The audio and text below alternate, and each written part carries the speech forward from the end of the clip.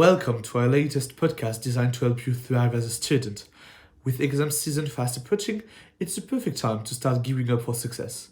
Whether you're feeling confident or a bit overwhelmed, preparation is the key to performing your best. That's why we've teamed up with a member of the Learning Enhancement Team, an expert dedicated to helping students like you reach their full potential. In this interview, you'll discover practical tips, proven strategies, and insider's advice to make your revision more effective and stress-free. Plus, you'll get insights into how to stay organized, manage your time wisely, and maintain your focus as exam days draws closer. So, grab your notebook, settle in, and let's explore how you can turn this exam season into a success story.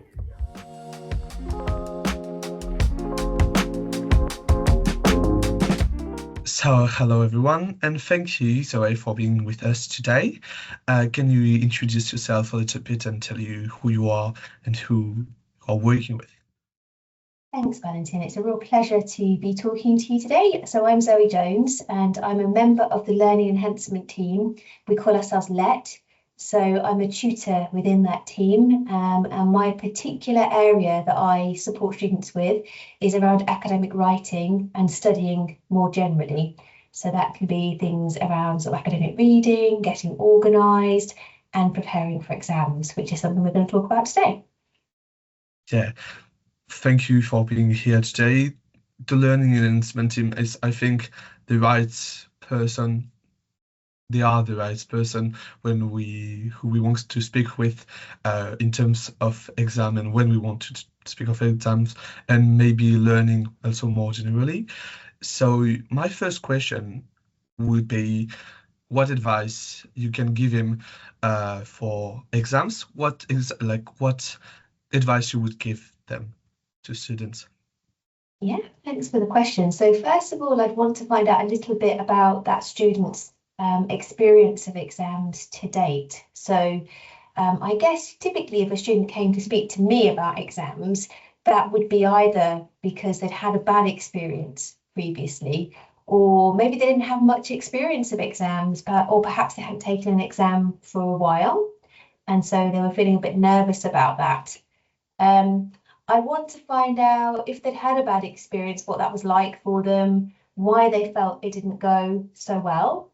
And usually people have quite a lot of self-awareness around that. So it might be that they felt they didn't have enough time to prepare. It might be that they feel that the way that they prepared wasn't suitable, didn't kind of allow them to feel kind of ready and to retain and use the knowledge that was needed in the exam. Or it might be that they just kind of got very stressed and anxious and they experienced something like their mind going blank in the exam. Or perhaps they ran out of time, that kind of thing. So I don't think there's a kind of, this is the way to fix everything tip that I can give. So I'd want to kind of find out a little bit more about what had happened in order to be able to give more kind of targeted advice that would be helpful for that person. I'd also, usually there is something that someone has found that has worked well or went a little bit better for them in an exam. So I'd want to sort of think about that as well. What have you found that has worked for you previously? And even if on the day things didn't go as you would have liked, in the run up to the exam, when you were practicing, or maybe when you were kind of asking questions to your friends, perhaps, did you feel like you knew the content? So then we can kind of realise, is it a revision problem? Is it an exam strategy problem? Is it an anxiety problem? And we can make sure that we approach it in the right way. Okay. Perfect. Thank you for this question. I think it's really interesting to see how can the students envisage and face their exams and how they can deal with the stress that come with the exams, because it can be, I think, even more for first students, more complicated.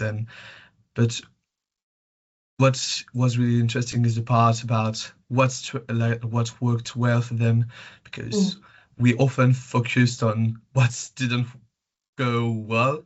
Yeah, exactly. We have that negative bias, don't we, in everything that we do. And you find that when students say, oh, I don't understand anything that I've learned. Well, really nothing. Okay, so we'll go through, and this is a good idea for people to do this for themselves. We'll go through the different topic areas that they have to revise or learn or understand well for their exam. And I'll get them to grade them in terms of traffic lights. So red, amber, green. Red are the things that you don't feel very confident about. Amber are the things that you feel kind of somewhere in the middle, okay with some bits, less good with others. And green are the things like, oh no, okay, this one's okay for me. I pretty much understand this and I can, I feel like I'll be able to answer questions quite well on this topic. I've never worked with a student that didn't have some greens. So we kind of tend to think, I don't understand everything, but when we kind of really look at things in detail, there will be some things that we're more confident about. So it's important that we recognize that, because otherwise it's all feeding into that kind of idea that we're not able to do something or that it's all going to go wrong. And then that can become self-fulfilling, I think. So it's important to recognize what the truth of the situation is. Yeah, always tries to find what worked and what we know to work on that basis and go forward. Yeah, Yes, absolutely.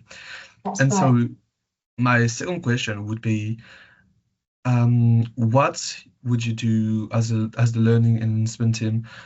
What would you do for students that needs more in-depth helps? What can you do for them? Like, can we take maybe can we have a meeting? Can we take an appointment maybe? Yeah, for sure. So we offer one-to-one appointments. They can happen on Teams or in person. You can book those. We've got an email address, which is ask.let, L-E-T, at uea.ac.uk, and students can email in and they can book those appointments. They last up to 50 minutes. It's worth saying that I'm an academic writing and studying tutor, but we have also maths and statistics tutors and specific learning differences tutors. So the maths and statistics tutors, if it was part of like maybe some of the mathematical elements of a student's course that they were less confident with, they can give you the opportunity to practice those particular parts and maybe grow confidence in those areas. If you have a specific learning difference, I'm thinking about something like dyslexia, dyspraxia, autism spectrum condition, or ADHD, then our SPLD tutors can help you to prepare with in mind how your SPLD might affect you in your learning. So you could think about, which type of tutor. Do you want to speak to an academic writing and studying tutor more generally about exam prep and revision? Do you want to talk to someone with a background in supporting students with specific learning differences? Or is it the maths and statistical element that you need some support with? And then you can book an appointment appropriately. They're very popular. So if you're thinking about that, you need to kind of act quite quickly. It might be that some students have got exams in the summer assessment period, perhaps. So working one-to-one with our tutors in that way might be more appropriate for those students. We also have drop-ins. These happen weekly. Yeah, so you don't need an appointment for those, just kind of turn up. We have like general drop-ins for the academic writing and studying side of things twice a week. That's Wednesday afternoons 2 till 4. We call it Study Cafe. It takes place in the Student Information Zone Annex. And we have Study Together, that's on a Thursday. That's 1 till 4, and that's in the Student Union Building, room 6. The maths tutors, they have maths help desks Wednesdays and Fridays, 2 till 4, upstairs in the Student Union Building, room 2. And if you kind of forget about all of that, or people kind of want to find out more about it, then they can just go onto My UEA, search up Learning Enhancement Team, and you'll find all of the information. We've got a special area with kind of drop-ins and workshops. Find out all about that there. Or they can email ask.let, and we're happy to kind of answer questions. So it's that way. I guess what I'd also say is we're not the only source of support, right? So of course, if it's around the sort of content of your modules that you feel less kind of confident about, then you'd have to speak to people within the School of Economics. And speak to module organisers and so on. Speak to your peers, and actually setting up study groups with peers is a brilliant way to prepare, isn't it? I don't know whether you've tried that, Valentin, but it's a really great way of preparing for learning exams. together and seeing what we share what we have learned and what we know, and maybe explain to the others. I know it works really well for me, Yeah. explaining to the others the concepts, how it works and everything. That's really, really easy, not easy, but like really useful. Yeah. It's really useful, and there's a lot of evidence, research-based evidence, which supports the fact that this is a very effective way of learning. Yeah. When we teach other people a topic, obviously we're breaking it down into its simplest components, so it forces us to be able to understand it really well ourselves. We also get feedback, don't we, from other people. If we've got it a bit Absolutely. wrong, they can kind of Yeah. correct us and so on. We can collectively go back to our notes and kind of check our understanding, that kind of thing. So it's really great. And also, when we're preparing for an exam, it's quite easy to become isolated. And we know that connection, human connection, is really vital for our well-being. And maintaining good well-being is really important for preparing for exams and learning. So we want to kind of, be mindful of that too. Yeah, so maybe if it doesn't sound like the most fun thing to do, maybe meeting with your friends at the library can Yeah. be really useful, and like being able to be out of this isolating uh, revision mind and yeah, everything. Cycle, yeah. Yeah, I think absolutely. I think that's right.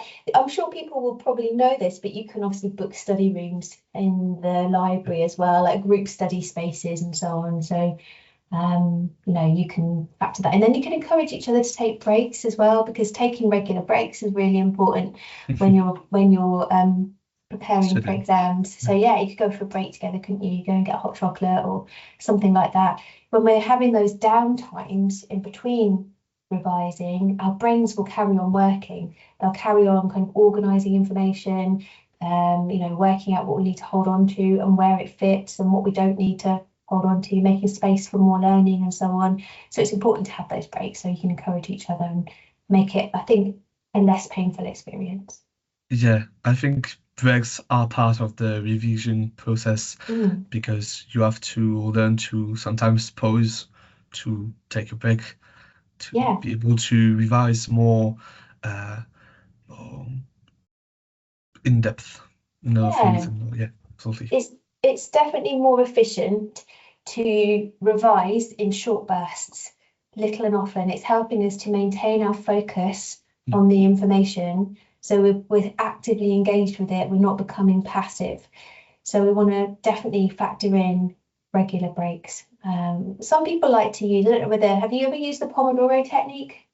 Does that mean I've heard anything? about it. It's Yeah. like, but if you can explain this a little bit, maybe. Yeah, for sure. So it's quite popular. It's quite well known, so people may know it. But the idea is that you get involved with some kind of activity in a burst of concentration for 25 minutes. So before you begin, you set a very specific goal that you feel you can achieve, and you'll know when you've achieved it in 25 minutes. This is very good because it's forcing us to be very realistic and very specific about the goals that we're setting. It's also hopefully meaning that we're going to be ticking things off and achieving things, which is great for focus and motivation. We get kind of dopamine hit when we kind of achieve the goals that we set. So that's going to be really good for us. And then after 25 minutes, we're going to take a short break. We've just spoken about the importance of breaks. So this is really good because it's making us Yeah. take these regular breaks. We do that for 4 times and then we take a longer break. All the way through, we kind of keep reflecting on how this studying is going and whether we've set too big a goal. Do we need to maybe be more realistic, scale it down a bit, or did we easily achieve that in 25 minutes? Could we be a little bit more ambitious? So it's good because we're being involved with our metacognition. We're thinking about how we're learning and how we're thinking. So again, it's keeping us kind of engaged. We're not being passive and so on. So it's great as a basis. Might work really well for revision sessions, and a lot of people find that it does. However, it comes with a There's little bit always a of a, but. there's always a but. And the but in this case is it's not a law that it has to be 25 minutes. For some people, for some topics, maybe, some of the economics topics that people are having to revise in the next few weeks, they might be very complex. They might need to be broken down into smaller bursts. So you could do a 10-minute or a 15-minute. It's not against the law to do that. Or you might find that 25 minutes is a bit frustrating for you because actually you'd like a bit of a longer stretch. So maybe a 40-minute or a 45-minute. So it's I think, and when I work with students, I encourage them to be flexible around it. Absolutely, yeah. And think, well, what can I do here? What would be an appropriate time frame for me, and play around with it a little bit like that. Yeah, it's not written in stone that it has to be 25 minutes. Yeah, it has to come with how you feel about your concentration, and yeah. Exactly. So the 25 minutes, I think, is just there because it's less than half an hour, right? It's less than 30 minutes. So it feels doable. Absolutely. So I think that's the origin of it. But yeah, you don't have to be too fixed on it. Okay, perfect. Would you have any other advice, or general maybe, or no maybe? Yeah.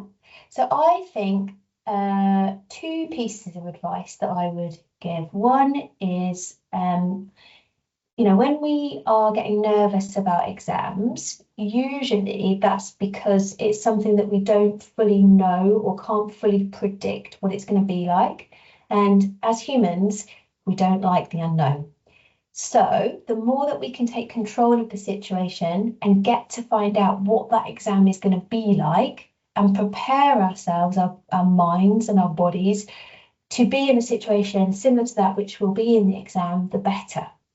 So it's called, in sports psychology, they call this controlling the controllables. And that's what we want to do when we're preparing for an exam. We want to think about what can we control, because that's going to make us feel better if we feel more in control of the situation. So some of that is about, doing your homework, really looking at past papers, thinking about all the clues that you might have been given in your taught sessions about what content is going to be really important, or what kinds of questions are likely to come up, the style of the questions and so on. Maybe like going through past papers to sort of look at the level of detail, the ways questions are worded and that kind of thing, to give you an insight into how in-depth your revision needs to be. Really understanding where the exams are going to be, how long they're going to be, how long you might assign to each question and so on. If you can go and visit the room that you'll be taking the exam in advance, then that's great, because you can start to visualize what that's going to be like and visualize it going well. Really good to have a game plan about what you will do if things don't feel great for you. So it's really good to think, okay, well, if I start to feel a bit panicky, what I'm going to do is put my pen down, take a deep breath. I'm going to read through the rest of the question, see if that kind of helps to trigger something in my memory, helps me to kind of feel a bit more into it, and then I'm going to go again. Some people like to use grounding techniques. Does that mean anything to you, grounding techniques? I've never heard about it. Okay, so grounding techniques are things that bring us back to the present moment and help us to feel more in control if we're starting to feel overwhelmed.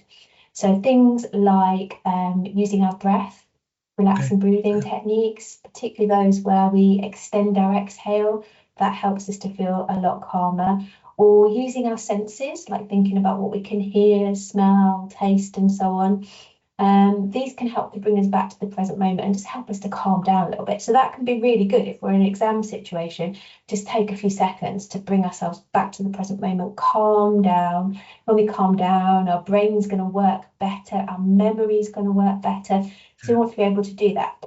So I would say in the kind of run up to the exams, practicing those techniques is really helpful. And if people want to find out more about that, if they go on to the STS hub, which is on Blackboard in organisations, all students have got access to that. Go on there, go to the Be Well section and find the self-help strategies that are on there, and you'll find like a little menu of all of those grounding techniques.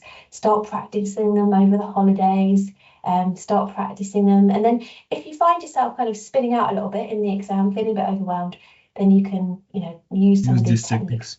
Yeah, exactly. So that's quite a big first last tip. But my other one is, if you find that exams are very anxiety inducing for you to the extent that it's making things very difficult for you. Don't forget that we've got a great wellbeing service at the university. There's lots of kind of self-help stuff that you'll be able to find on My UEA and on that STS hub that I've just told you about in the Blackboard organisations, as well as members of staff that you can kind of reach out to. And I'll just give a little bit of an advert. After Christmas, after the Christmas break in January, at our study together sessions, which are on Thursdays, Thursday the 5th, let me just work it out, the 16th, Thursday the 16th, and the following Thursday, we'll have members of the wellbeing team there doing sort of address your stress stuff. So if anyone's feeling a bit stressed out about assignments, exams, and so on, they can come and chat to the wellbeing trainers in those sessions. Yeah, because the Christmas break, if you have exam after, can be quite stressful, I assume. So being able to talk with someone from maybe the wellbeing team is, I think, a really good thing. Yeah, absolutely. That's right. So do make yourself really aware of everything that's available by reviewing those pages. I think that would be a really good and sensible idea, but I would certainly recommend those grounding techniques, because actually they're good just for life. We're all going to have stressful things, aren't we, in life? If you've got a job interview, if you've got a presentation or something like that to do that's quite high stakes, it's really good to have those strategies at hand to be able to use in those moments. Yeah, these techniques can be used more than just the exams and everything. Yeah. Exactly. Okay. Thank you, Zoe, for that. Thank you for all your in-depth and really interesting advices. Thank you for that. And make sure for everyone watching or listening to have a look at my UEA and Blackboard's up for all the resources that we talked about in this episode. Thank you.